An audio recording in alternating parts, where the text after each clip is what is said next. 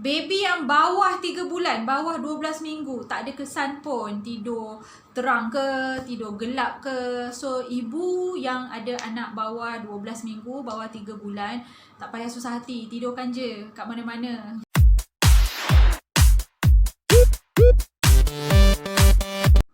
Pertama, faktornya jam biologi manusia ataupun circadian rhythm ataupun jam bangun tidur.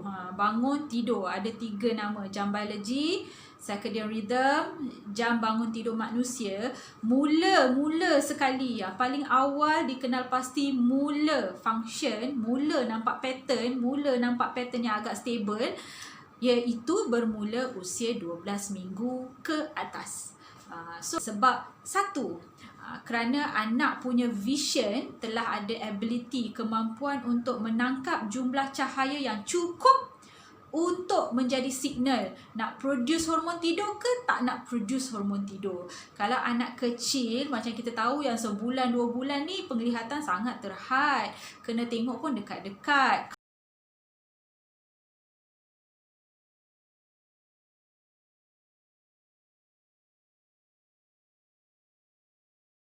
So, menyebabkan jumlah cahaya yang ditangkap masuk tu tidak begitu optimum, tidak cukup sehingga boleh bagi signal kepada badan untuk produce ataupun tak produce. So, 12 minggu ke atas barulah mula sistemnya boleh produce kerana matanya dah boleh efisien untuk tangkap jumlah cahaya. Okay, kita punya retina mata dekat atas tu, okay, retina mata kita ada satu kelenjar pineal yang bertugas untuk release ataupun produce untuk keluarkan hormon tidur. So, pineal gland yang nak produce hormon tidur tu dia perlukan maklumat, perlukan signal, perlukan information daripada retina mata. So, bila retina mata tangkap cahaya banyak, terang, kuat, cahaya ni bermaksud cahaya matahari, cahaya lampu, cahaya TV, cahaya tablet. So, bila dia tangkap cahaya banyak,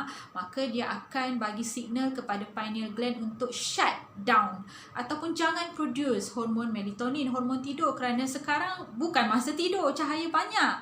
Disebabkan itu, tips tambahan, kalau anak anda dah pandai main iPad, main TV, tak ada masalah untuk anda beri, itu adalah pilihan masing-masing. Cuma anda kena pastikan kalau anda aim anak untuk tidur pukul 10 misalnya, so pastikan anak telah tutup TV, telah tutup iPad, telah tutup iPhone-nya sejam sebelum misalnya, untuk bagi peluang kepada sistem dia produce hormon tidur. Barulah anak boleh relax, boleh ready untuk tidur. Tak bolehlah sekarang suruh anak tutup TV, tutup iPad dan expect anak akan tidur 5-10 minit lepas tu, memang tak boleh punya kerana sistemnya tidak ready. But bila retina mata tangkap cahaya kurang, malap ataupun kurang ataupun gelap gelita, maka dia akan bagi signal kepada kelenjar pineal, pineal gland tadi untuk okey, boleh produce hormon tidur sekarang kerana inilah masanya sesuai untuk tidur kerana dah malam, dah tak ada cahaya. Itu maksudnya. So, sedikit tips juga untuk ibu-ibu yang ramai, ibu yang bagi tahu anak saya tak nak tidur, malam-malam lah dia bangun, pukul 12 sampai pukul 3-4 pagi tak tidur, main aja. Okey, saya punya soalan kepada parents selalu sangat saya tanya, apa yang puan buat bila anak tak nak tidur? So, parents akan jawab, saya dah cuba tepuk, saya dah cuba tu, dah cuba ni, tak jalan juga. Dan saya tanya lagi sekali, saya tak tanya apa yang bantuan puan untuk tidurkan dia. Saya tanya apa yang puan buat bila dia dah tak nak tidur tu. So, reaction puan apa? Adakah puan keluar daripada bilik, benarkan dia main, buka lampu? Ramai parents jawab, ya. Tindakan mak ni salah. Mak telah menambah garam ataupun worse kan, menambah burukkan keadaan anak yang tak boleh tidur. Anak memang akan nangis bila tak dapat apa yang dia nak. Itu adalah sifat natural anak dan dia tak tahu bila nak tidur, bila nak bangun. So, bila anak nangis kerana dia nak main, sedangkan dah gelap, so dia expect orang buka lampu. So, as parents, be parents. Kalau anda betul-betul nak baiki tidur anak anda yang anda rasa dah teruk sangat dah, memang kalau 12 sampai 5 pagi je main saja dan benda tu mengganggu satu family, maka anda as parents kena pastikan anda strict. Duduk dalam bilik yang malap.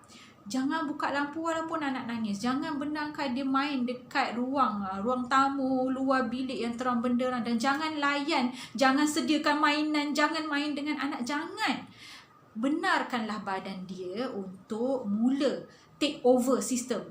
Biar badan dia tu duduk dalam gelap, retina mata dia tangkap gelap sekarang ni. So kita kena produce hormon tidur. Of course dia tak akan diperbaiki dalam satu malam. Misalnya kalau anak dah berbulan-bulan jenis yang malam tak tidur, jadi badan dia perlukan sedikit masa untuk betulkan balik. Tapi jika mak tak buat apa-apa, first step, macam mana nak betul? So that's why you kena tahan anak dalam tu. Of course mak akan susah sikit lah, kena duduk lah dengan anak yang mengamuk tadi tu.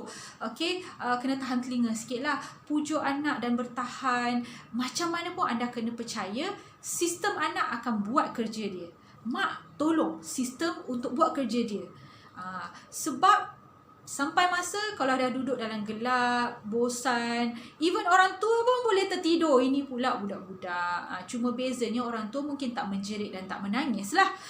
Budak-budak dia menjerit dan menangis, tapi itu tak boleh jadi alasan untuk mak buka lampu dan memburukkan keadaan. Mak tidak membantu tugas hormon untuk keluar dan bekerja mengantukkan anak. Anda kena ingat, tidur bukan logik.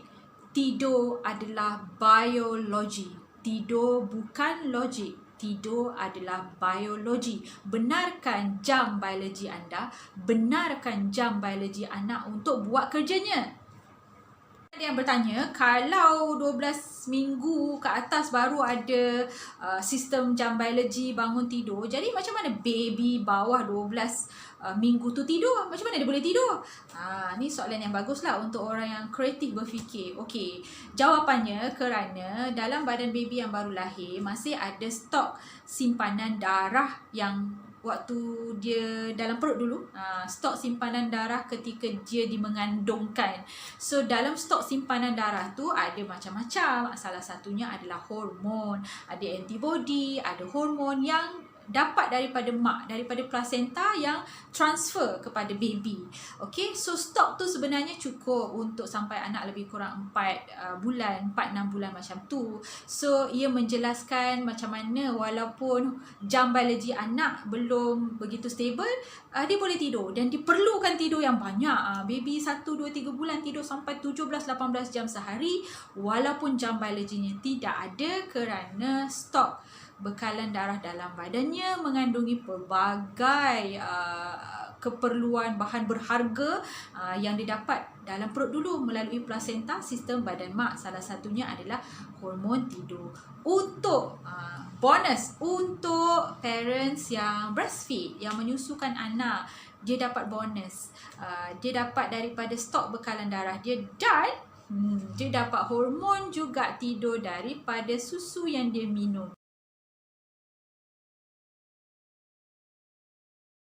Menjadikan sebenarnya anak breastfeed lah yang patut tidur lebih lena. Okey, saya harap jawapan saya membantu anda membuat keputusan untuk di mana nak tidurkan anak saya.